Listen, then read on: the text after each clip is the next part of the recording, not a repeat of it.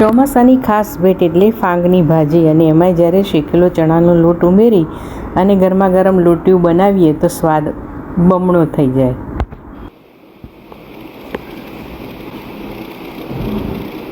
એટલે આ કયા પત્તા છે? પહેલી વખત પત્તા જોયા આવા તો. આ છે ને પજની ભાજી કહેવાય, ફાંગ પણ કહેતા હોય છે ઘણા. તે પહેલી વાર જોઈ? મેં તો પહેલી વખત જ આ પત્તા જ જોયા, પહેલી વારના. હમણાં અમારા પિયર ગયેલી ને ત્યાં એક દીકરો આવે છે મિતુલ, એણે લાવી આપી. આના ગામડામાં મૂઠિયા પણ બનાવે છે બાજરીના લોટના, અને ભજીયા પણ થાય. અને એટલી બધી ગુણકારી છે કે ઘણીવાર વાવ હોય એ પણ મટાડે છે.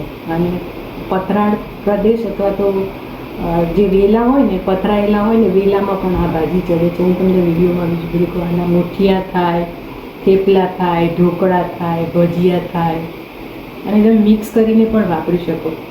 એમને લોટવાળું શાક બનાવો ને તો ખબર પણ નથી પડતી કે આ એમ જ લાગે કે તાંદળ જામે છે. તો ચાલો બતાવો.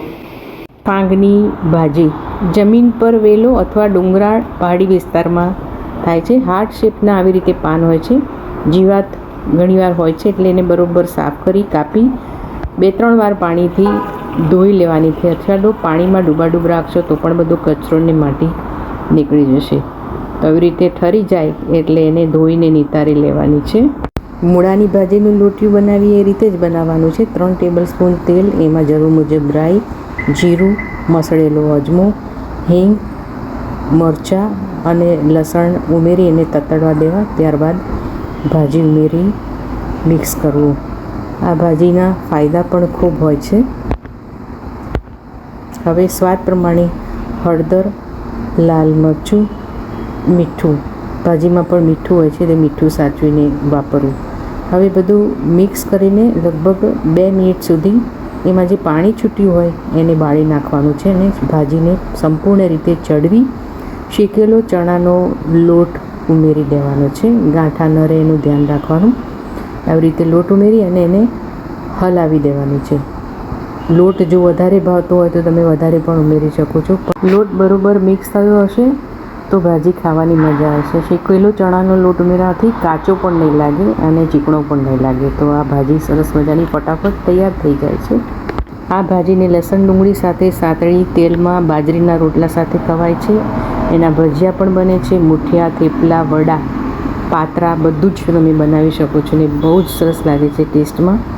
બટાકાની અંદર આ ભાજી ઉમેરીને પણ તમે બનાવી શકો છો. ચોમાસામાં કુદરતી રીતે ઉગતી આ ભાજી સ્વાદમાં જ ઉત્તમ નથી, પરંતુ આયુર્વેદિકની દ્રષ્ટિએ સ્વાસ્થ્ય માટે એક વરદાન સમાન છે.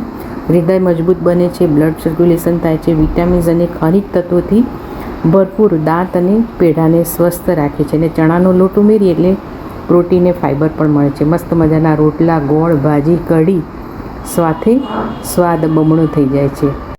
લીલીછમ ફાંગની ભાજી જોઈને થાય ગૃહિણી રાજી. ચણાનો લોટ એમાં ભળે ત્યારે દેશી સ્વાદને અમૃત મળે. તો આ ભાજીનો વિડીયો ગમ્યો હોય, વિસરાતી વાનગી, તમે લાઈક, શેર, સબસ્ક્રાઈબ કરજો ને લોકો સુધી પહોંચાડજો. તમે શું બનાવો છો મને ખાસ લખજો. ફજની ભાજી શોધી આવજો અને બનાવજો. Thank you.